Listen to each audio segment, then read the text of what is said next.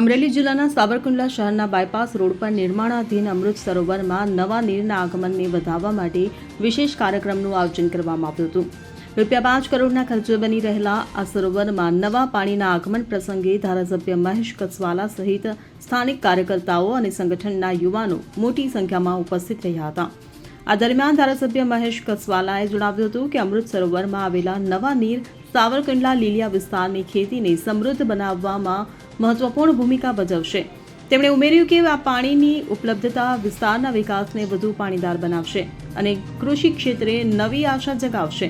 ત્યારે કાર્યક્રમમાં ઉપસ્થિત સ્થાનિક આગેવાનો અને ગ્રામજનોએ નવા નીરના આગમનને ઉત્સાહભેર વધાવ્યું હતું।